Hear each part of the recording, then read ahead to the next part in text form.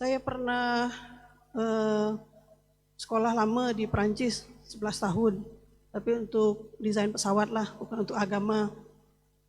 Yang saya lihat di sana ada ramai lulusan-lulusan yang sekolah asalnya tuh di pesantren, macam Dr. Aiman juga, kemudian IAIN, ambil juga doktor di sana di Sorbonne, tetapi sayangnya jadi penganut liberalism.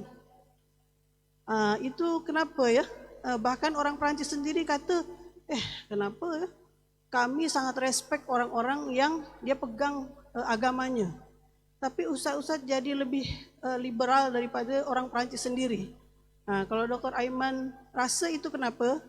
Dan juga apakah usaha-usaha yang Jais lakukan untuk istilahnya orang mungkin diistilahkan ahli agama dengan detailnya, dengan sijilnya kan, tapi sebenarnya dia mungkin ahli dalam secara ilmu pun jadi bertukar begitu, tapi mengamalkan pun tidak, minta maaf. Terima kasih.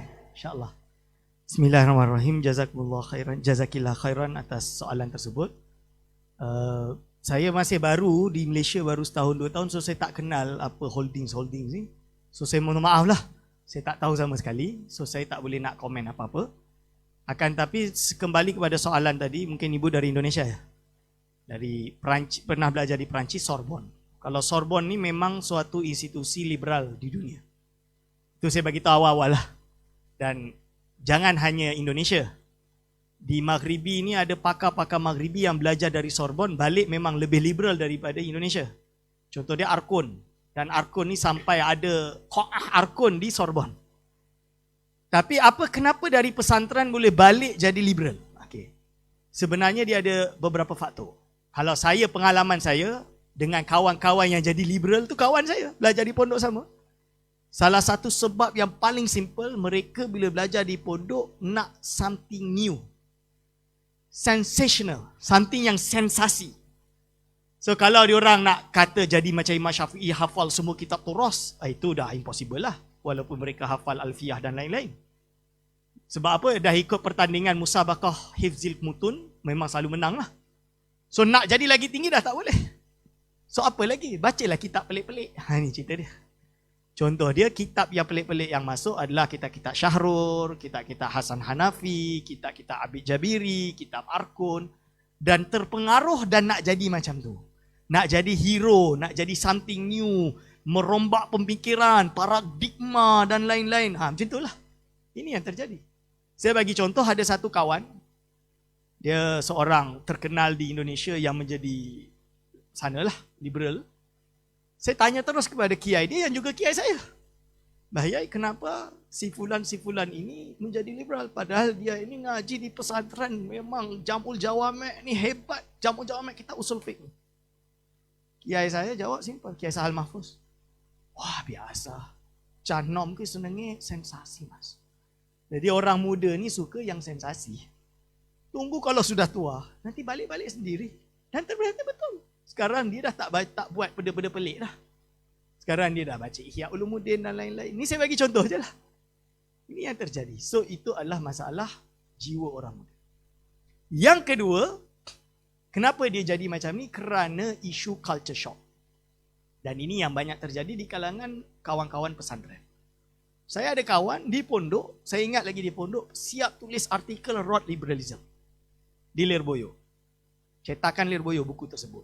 Saya lupa nama kitab buku dia, tapi saya ada. Dia termasuk paling awal bersama kami tim untuk menjawab golongan liberal. Saya berada dalam tim menjawab golongan feminisme. Waktu itu ada satu buku nama dia Relasi Baru Suami Isteri. Mengrot kitab Syekh Nawawi Banten Uqudul Lujain. Dijawab oleh Pondok Pesantren Lirboyo, nama dia Potret Ideal Suami Isteri. Takris saya uruskan oleh Ustaz Wan Saghir almarhum. Kerana beliau ahli turas kan. Ini dicetak di Lirboyo. Kawan saya ini dia tulis tentang road liberalism. Dia pergi Al-Azhar baca buku-buku. Di Al-Azhar dia beli buku-buku di Mesir, buku Hasan Hanafi dan lain-lain. Balik sekarang dia buat pesantren lintas agama.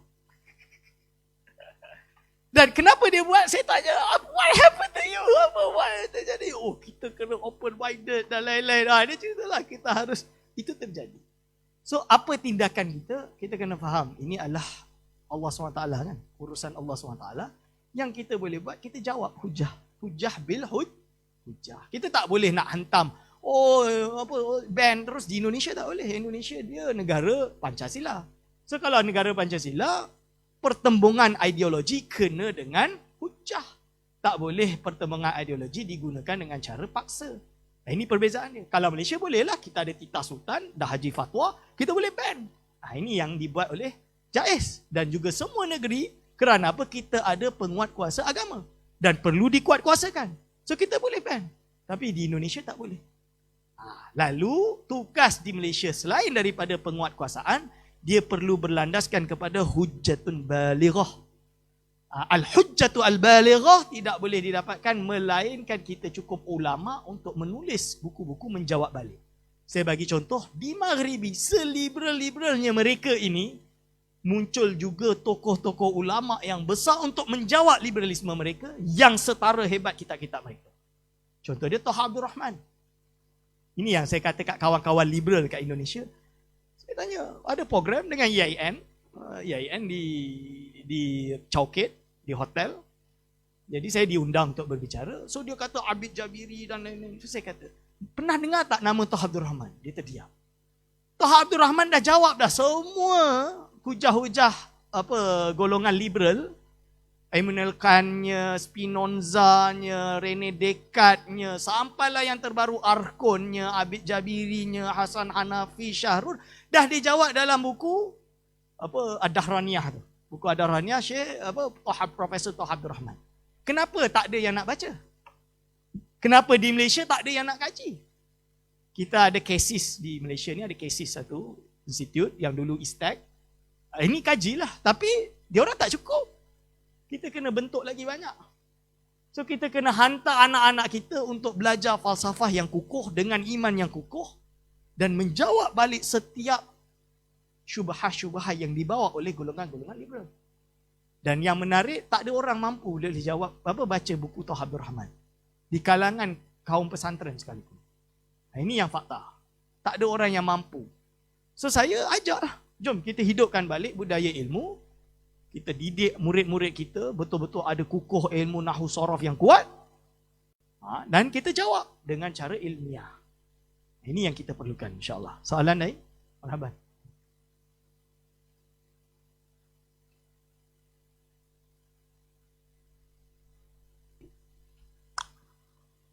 Assalamualaikum warahmatullahi wabarakatuh. Waalaikumsalam. Saya Muhammad Irfan Abdul Rani, berasal daripada Syekh Cabang Shah Alam. Saya minta izin untuk bertanya satu soalan.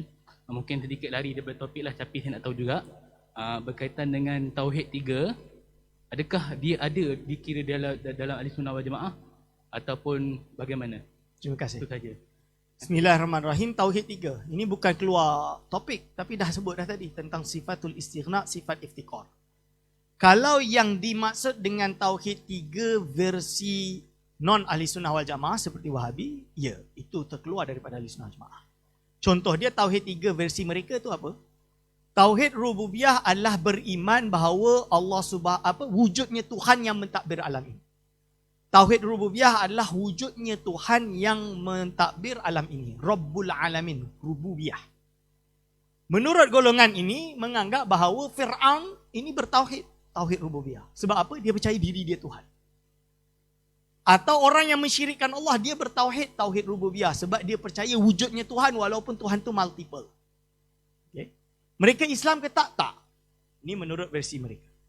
Tauhid uluhiyah adalah beriman dengan keesaan Tuhan dan beribadah hanya kepadanya. Berarti ini yang tauhid umat Islam menurut mereka. Di mana orang Islam ada tauhid rububiyah dan tauhid uluhiyah. Contoh dia ialah solat hanya kepada Allah, puasa hanya kepada Allah, sembelih hanya kepada Allah dan lain-lain. Akhirnya apa? Siapa yang melakukan tawasul tidak memiliki tauhid uluhiyah. Siapa yang beristighosah tidak memiliki tauhid uluhiyah dan dikeluarkan daripada Ahli Sunnah wal Jamaah. Bahkan kadang-kadang dikafirkan. Ini salah. Ini kesesatan yang dilakukan oleh golongan Tauhid 3. Dan tauhid asma wa sifat menganggap bahawa Allah ada asma dan sifat.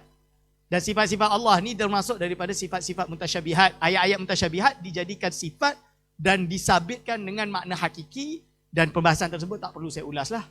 Jatuh kafir ke tak golongan tersebut? Tak, saya tak mengkafirkan dia. Tapi dalam bab ini dia salah. So dalam bab fiqh macam mana? Fiqh mungkin boleh diterima. Contohnya Imam Ibn Taymiyah sendiri dalam bab fikih muamalat seperti Syekh Ali Jum'ah sebut, diterima. Kita tegas dalam bab ini. Tapi bab akidah kita tolak. Tapi kalau di dalam Asy'ariyah, apakah ada membahagikan, division, kita panggil division dalam bahasa Inggeris, bahasa Arab taksim. Taksim atau aqsamut tauhid kepada rububiyah uluhiyah, ada. Jadi tak boleh terus kita sesatkan, tak boleh. Contoh dia, dalam kitab Ummul Barahin sendiri, ada sifatul istighna, ada sifat iftikar. Sifat iftikar dipanggil tauhid rububiyah, sifat istighna dipanggil tauhid uluhiyah. Lalu ada lagi dua lagi tauhid, tauhid ibadah, dipisahkan daripada uluhiyah. Okay. Yang keempat adalah dipanggil dengan tauhid al-asma al-husna. Bukan asma wa sifat, bukan, kerana sifat dah masuk dalam sifatul iftikar yang saya bentangkan tadi, sifat istighna yang saya bentangkan tadi. Lepas tu yang terakhir asma al-husna, yang menjamikkan daripada kalimat Allah, yang kembali kepada wahdaniyah. Yang wahdaniyah ini ada nafyul kumum as-sittah. Ada nafyul kam muttasil, nafyul kam munfasil, ada pada zat, ada pada sifat, ada pada af'al. Panjang tu. So nak tahu risalah tersebut, entah boleh download dalam internet, nama dia Aqsamul Tauhid Inda Al-Asy'ariyah, Inda Ahli Sunnatil Asy'ariyah, ditulis oleh guru kami iaitu Ustaz Nizar Hamadi daripada Tunis. Dia compilekan, dia bagi basic understanding on the division of tauhid. Jadi kalau hari ini ada orang datang kata, Ustaz boleh ke ada tauhid rububiyah uluhiyah? Saya tak boleh terus kata sesat, tergantung definisi dia macam mana. Saya kata kena tengok definisi dia. Kalau definisinya menyalahi ahli sunnah wal jamaah, maka kita tolak. Tapi kalau definisinya betul sesuai pendapat Asy'ariyah tadi, seperti Imam Sanusi dan lain-lain, maka kita tak tolak. Itu tergantung jawapan dia. Boleh? Jelas ya? InsyaAllah. Dah habis? Belum. Okay. Soalan. Bukan soalan daripada pengusi. Ini soalan PM tepi. Okey. PM tepi dah. Ada yang PM tepi soalan. Okay. Soalan berbunyi, yang ni soalan daripada FB mungkin sebab kita ada buat live. Jadi yang bertanya, sebagaimana kita maklum, setiap peperangan yang diketuai oleh Sayyidina Khalid Al-Walid telah menang dalam peperangan tersebut. Dikatakan sebabnya adalah kerana dalam serban Khalid Al-Walid ada janggut Nabi. Yang ni saya baru dengar juga ni. Baca 2-3 kali, saya takut saya tertukar. Sehubungan itu, ada orang yang ingin meniru perbuatan Khalid Al-Walid dengan cara menyimpan apa-apa peninggalan Nabi sebagai barang berkat. Ulang balik. Sehubungan itu, ada orang yang ingin meniru perbuatan Khalid Al-Walid dengan cara menyimpan apa-apa peninggalan Nabi sebagai barang berkat bagi mencapai kejayaan dalam hidup. Apa pandangan Ustaz? Bismillahirrahmanirrahim. Antara sahih ke tidak kisah Khalid bin Walid itu bukan pembahasan kita, adalah pembahasan kita pada hari ini masalah tabarruk. Tabarruk di dalam Islam adalah thabit.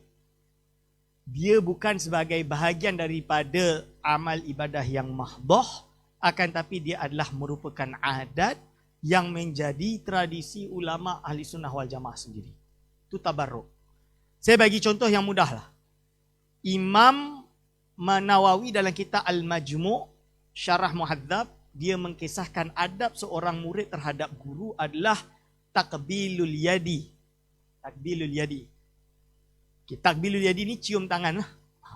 So kenapa kita cium tangan? Ada yang cium dahi, wa kadza birra'si dan lain-lain, adalah kerana dia adalah adat tapi dijadikan bahagian daripada syarak sebagai untuk tabarruk dengan kemuliaan guru kita.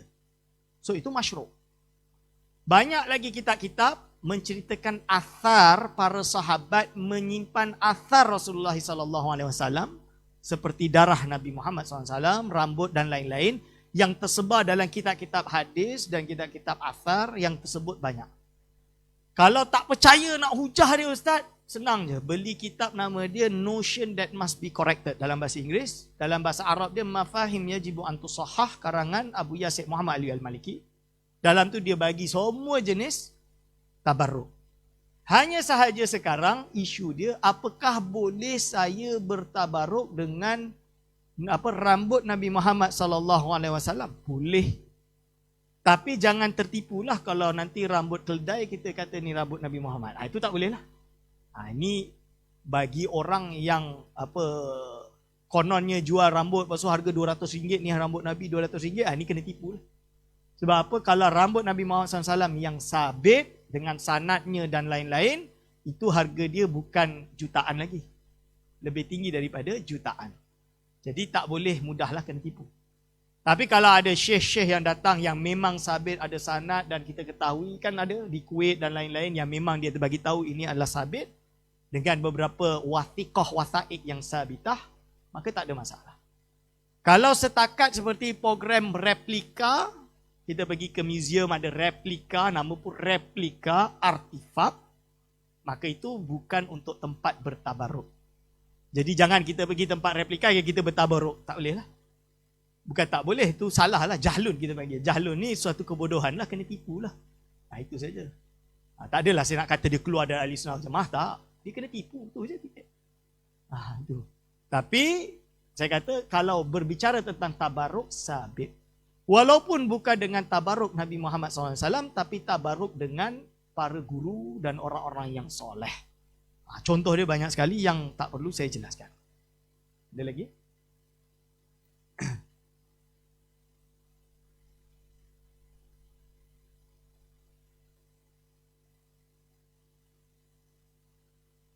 Assalamualaikum warahmatullahi wabarakatuh. Saya Khalidah Aminah Muhammad Fahmi, mewakili Salimah. Sebenarnya soalan saya ni more kepada soalan ibu-ibu biasa saja, soalan mak-mak. Since Ustaz mungkin belajar daripada Morocco, okay, saya nak tanya, kalau saya nak mencari calon menantu, contoh anak saya berkawan dengan orang Morocco, yang mazhabnya mungkin Maliki ya. Okey. Kalau adakah mazhab Maliki ni dekat-dekat dengan Wahabi ke? Sebab saya ada dia bertandang ke rumah, jadi saya cuba untuk dia jadi imam, jadi dia tak nak berzikir dan tak nak berdoa. Tapi saya merasakan bahawa kenapa dia tak ra'i, sebab kita semua mazhab Syafi'i macam gitu kan. Tapi adakah itu masalah besar? Maksudnya kalau saya tahu calon menantu saya adalah orang Syiah, saya akan tolak 100%. Terus kalaulah sekiranya dia ni kemungkinan adalah Wahabi ataupun itu kebodohan saya, atau mungkin dia cuma mazhab, adakah saya perlu tolak seperti mana saya menolak Syiah? Wallahualam. Terima kasih puan. Pertama, mazhab di Maghribi ini mazhab Maliki. Secara fiqahnya. Secara akidah dia, mazhab dia Asy'ariyah. Saya bagi tahu Asy'ari. Dalam perlembagaan Morocco, kalau tak salah dia dah sebut dah. Maghribi akidah Asy'ariyah Sunniyah. Secara fiqh dia Malikiyul mazhab. Secara tasawuf dia adalah Junaid Baghdadi yang termaktub dalam syair yang saya bacakan tadi, fil aqdil asy'ari wa fiqhil maliki wa fit tariqil junaidi as-saliki. Untuk pengetahuan puan, memang mazhab Maliki solat bacaan Fatihah makruh untuk membaca basmalah. Mazhab Maliki ni makruh baca bismillahirrahmanirrahim dalam Fatihahnya. Dia terus alhamdulillahirabbil alamin. Ini kita kena faham. Yang kedua, memang dia makruh juga berwirid setelah solat. Jahran. Kecuali bila dah habis doa, dia baca selawat tu, itu dia baca ramai. Kalau tak baca. Dan memang mereka makruh untuk kunut angkat tangan setelah rukuk. Kerana mazhab Maliki, kunut dia sebelum rukuk tanpa angkat tangan. Ini kena faham ni mazhab Maliki. Berarti itu adalah mazhab mereka. Lalu boleh ke anak saya nak kahwin dengan yang mazhab Maliki? Saya bagi tahu puan sekarang lah. Saya bagi tahu awal. Mazhab saya dalam berinteraksi dengan berbeza mazhab. Pertama, kalau dia masih ahli sunnah wal jamaah Asy'ariyah tadi, secara akidah, tapi berbeza mazhab fiqah atau berbeza mazhab tasawuf, tariqah berbezalah. Yang satu tarekat Qadiriyah, yang satu tarekat Naqsyabandiyah misalnya dia, maka saya kata tak ada masalah. Kita tahabbuk. Kita dah tahabbuk ni saling mencintai. So nak kahwin-kahwin lah. Tak ada masalah. Dan dah biasa ulama zaman dulu, mazhab Maliki kahwin dengan mazhab Syafi'i. Syafi'i kahwin dengan mazhab Hanafi. Contoh ni banyak. Dan kalau puan nak tahu, akidah yang ada di Malaysia pada hari ini, Asy'ariyah adalah sumbangan formula yang disusul oleh ulama bermazhab Maliki, iaitu Imam As-Sanusi rahimahullah dari Tilimsan. Dia adalah Malikiul madhab, tapi Asy'ari akidatan, dan juga sufi dia Syadziliyatut Tariqah. Okey. Tapi kalau seumpama masih Islam Ustaz, cuma aliran dia berbeza, bukan dari ahli sunnah wal jamaah, contoh dia Syiah. Maka apa jalan kita? Jalan kita adalah kita boleh takrib. Takrib tu apa? Apa yang sesuai dengan dia kita boleh bersama. Apa yang berbeza kita kena tegas. Misalan dia apa? Isu Quds. Quds ni apa? Iaitu Masjid Quds lah. Ini kita bersama. Ala kalimati tauhid. Kita perjuangan bersama, tak ada masalah. Tapi selain dari isu itu kita menjauhi.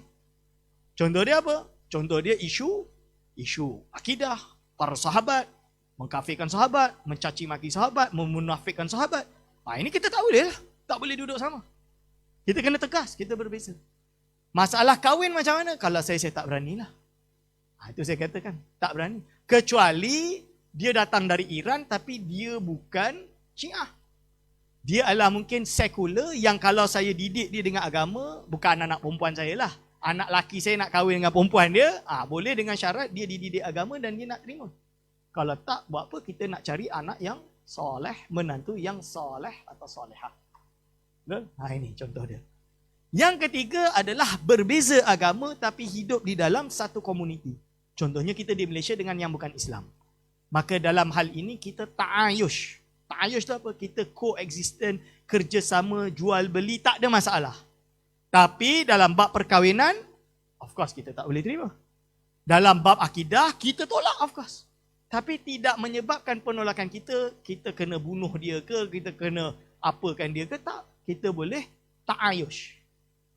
Yang last sekali adalah perbezaan yang menyebabkan peperangan. Ini antara kita dengan golongan-golongan yang jelas-jelas musuh lah, seperti kafir harbi yang dalam keadaan kita berperang dengan negara-negara yang lain misalnya, na'udzubillah min zalik. Kalau perkara tersebut memang isu dia adalah qatlu bi qatlin lah.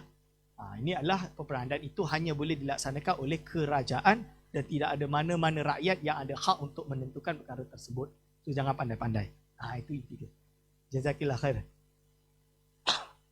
Ada waktu lagi? Ada satu lagi soalan Ustaz daripada FB. Ada masa sikit insya-Allah, tepat 45 kita kata insya-Allah. Adakah sah golongan yang mengatakan Allah berpihak atau berjihad dan teratas fauqiyah serta tertinggi tanpa mengkaifiatkan dan tanpa menghadkan terhadap Allah? Boleh faham soalan?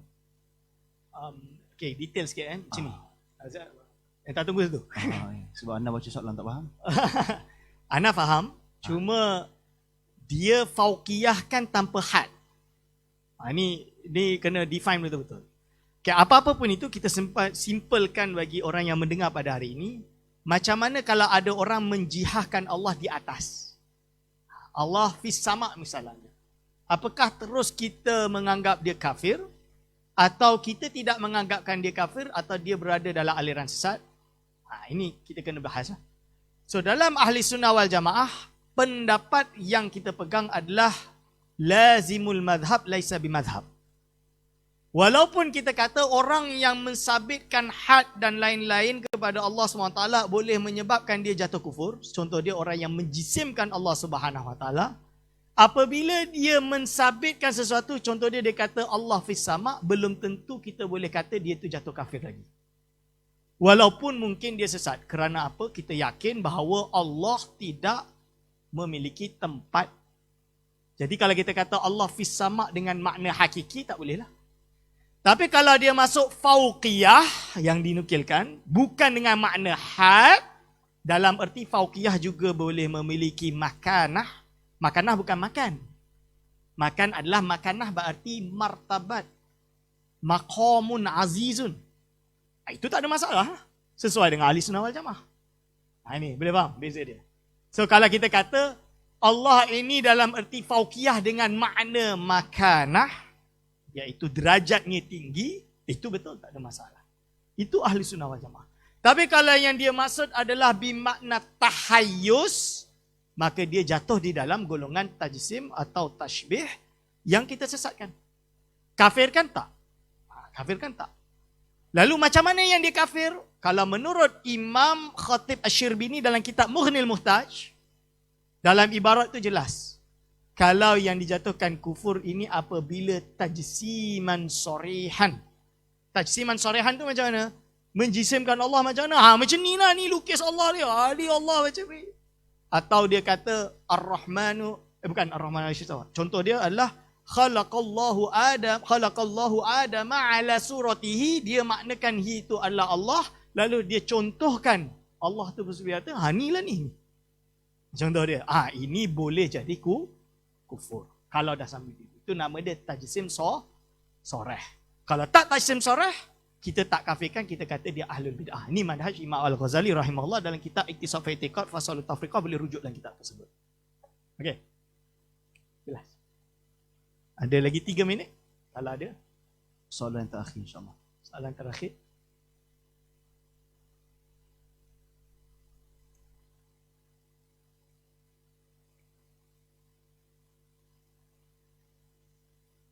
Assalamualaikum warahmatullahi wabarakatuh. Salam. Saya Hafiz daripada Kajang. Saya nak tanya soalan berkenaan dengan ajaran sesat di Malaysia ni. Macam mana Ustaz kita nak kenal betul-betul sahabat kita, saudara kita, kenalan kita daripada luar ke mengamalkan ajaran sesat. Contoh Ustaz, ada yang saya dengar kita duduk bersama dia 3 hari, kita dah kenal, dapat tahu dia adalah Syiah.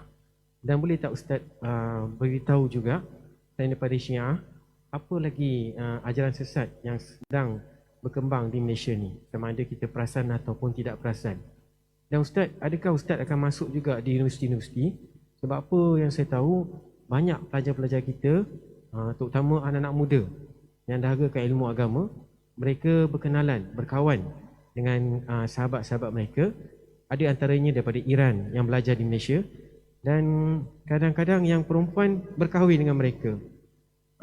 Dan kadang-kadang yang kita dengar juga anak-anak muda kita berkawan, lelaki berkawan baik dengan mereka ni dan mereka terpesong Ustaz. Terima kasih Ustaz. Assalamualaikum. Bismillahirrahmanirrahim. Jazakallah khairan. Pertama, ajaran sesat ini sesuai, kita kena faham, di Malaysia, konteks Malaysia, Islam adalah merupakan kuasa di peringkat negeri di bawah, ke bawah duli yang maha mulia, iaitu Tuanku-Tuanku Sultan, sesuai dengan negerinya lah. Kalau kita di Selangor ni adalah di bawah Sultan Selangor. So contoh dia di Negeri Sembilan. Saya duduk Selangor tapi saya banyak bekerja dengan Jabatan Mufti Negeri Sembilan lah. Contohnya di Negeri Sembilan, list ajaran sesat kita dah siap dah. Setiap negeri adalah list dia masing-masing. Dan kita kena tahu, list tersebut update dan tidak update adalah sesuai dengan ijtihad daripada negeri masing-masing dan kesungguhan bagaimana mereka mengupdate dan meneliti ajaran tersebut. Dalam apapun itu, pembahasan tentang Syiah ini adalah suatu aliran yang kita sepakat. Di Malaysia, seluruh negeri di Malaysia sepakat Syiah bukan Ahlus Sunnah wal Jamaah. Dan orang Syiah pun tak nak dipanggil sebagai Ahli Sunnah wal Jamaah kecuali Syiah Taqiyah. Itu sahaja. Lalu bagaimana kita nak memberantas ataupun nak tahu kawan kita tu ajaran sesat ke tidak? Contoh dia Syiah. Okay, ada yang kata 3 hari, kalau saya 3 hari pun tak cukup. Kalau saya lah, kerana apa? Saya ni seorang pengkaji. Jadi pengkaji ini, saya tak berani nak kata kalau tak ada hujah yang kokoh tu, saya tak berani. Ada golongan yang saya tak sesatkan dia tapi memang saya tak boleh setuju dan duduk dengan mereka. Itu setelah saya bergiat dan berdebat dengan mereka lebih dari 3 tahun baru saya boleh buat kesimpulan. Dari tahun 2004, 5, 6, 7. Contoh dia. Tu baru boleh saya buat kesimpulan setelah saya baca lebih dari 20 buku mereka. Itu contoh dia, saya bagi contoh. So kita susahlah nak kata. Tapi bagaimana dengan orang awam? So saya kata inilah pentingnya orang awam perlu memperkasakan ilmu akidah dia sejak dari awal. Dari sekolah agama lagi, perkasakan ilmu akidah dia. Sifat 20 tu bukan hanya mengaji sifat 20, tapi juga mengetahui kenapa sifat 20 itu boleh terjadi. Dibentukkan rumus sifat 20 tu kena faham. Ini yang nanti insya-Allah Dr. Abdullah Jalil akan sebut tatawur mazhab Asy'ari tersebut. Perkembangan mazhab Asy'ari supaya kita faham bagaimana perjalanan dia boleh merumuskan sampai kepada sifat 20. Biar kita tu tahu dan kokoh iman kita. Ini yang penting. So lebih dari itu saya tak boleh nak kata apa. Kerana apa? Kerana urusan iman adalah urusan Allah Subhanahu Wa Taala. Kita doalah ku anfusakum wa ahlikum nara, ni kan dalam ayat Quran. Kepada suami-suami terutamanya, jagalah ku anfusakum wa ahlikum nara. Jagalah keluarga diri kalian semua dan keluarga kalian daripada api neraka. So satu-satunya cara kita kena pastikan diri kita ini selamat dan juga keluarga kita selamat. Sebelum saya tutup, boleh tutup kan Ustaz? Boleh tutup. Sebelum saya tutup ada typo, bukan typo tadi, sabqul lisan, iaitu ni'ma fulanun alim. Okey, itu bacaan yang betul. Aku lu qauli hadza astaghfirullahalazim. Kalau saya ada salah silap mohon maaf. Wassalamualaikum warahmatullahi wabarakatuh. Waalaikumsalam warahmatullahi taala wabarakatuh. Majlis mengucapkan jutaan terima kasih kepada Al-Fadil Dr. Muhammad Aiman Al-Akiti di atas kupasan yang saya kira sangat menarik oleh beliau sebentar tadi. InsyaAllah tuan-tuan rahmati Allah Subhanahu Wa Taala, beliau sentiasa bersiaran di IKIM dalam slot Imanuna dan insyaAllah kita boleh mendengar untuk mendapatkan lebih banyak input yang berkaitan dengan akidah insyaAllah biiznillah. Majlis dengan ini mempersilakan Al-Fadil Dr. Muhammad Aiman untuk ke ruang jamuan yang telah pun disediakan dengan diiringi oleh Wakil Ustaz. Silakan. Tuan-tuan yang dirahmati oleh Allah Subhanahu Wa Taala sekalian, kita ada sedikit perubahan pada jadual. Seperti mana yang saya maklumkan pada awal tadi bahawa di pertengahan ini kita akan ada majlis perasmian. Namun di atas sebab-sebab yang tertentu, majlis perasmian kita akan tunda selepas daripada slot kita yang kedua insya-Allah. Sebelum saya mempersilakan penceramah kita Al-Fadil Dr. Abdullah Jalil untuk naik ke atas pentas bagi memberikan keringanan kepada tuan-tuan kerana memikirkan tajuk akidah tadi agak berat sehingga kan dalam komen FB beberapa kali mereka mengatakan kepeningan. Lalu saya memberikan ruang masa sekitar 5 minit kerana tajuk yang selepas daripada ini kalau tidak diberi rehat saya takut kepeningan lalu jadi kepengsanan dan sebagainya. Lalu 5 minit untuk diberikan ruang, mungkin nak ke tandas, basuh muka. Yang penting basuh muka dan kembali ke tempat asal. Bukan terus basuh muka dan sebagainya. Kerana tajuk kita selepas ini adalah yang lebih menarik insyaAllah. Kita akan rehat sebentar 5 minit kepada tuan-tuan. Dan insyaAllah Dr. Abdullah telah pun bersama dengan kita dalam dewan ini. Dia akan bermula sekitar dalam 5 minit hingga ke 10 minit lagi insyaAllah. Bismillah.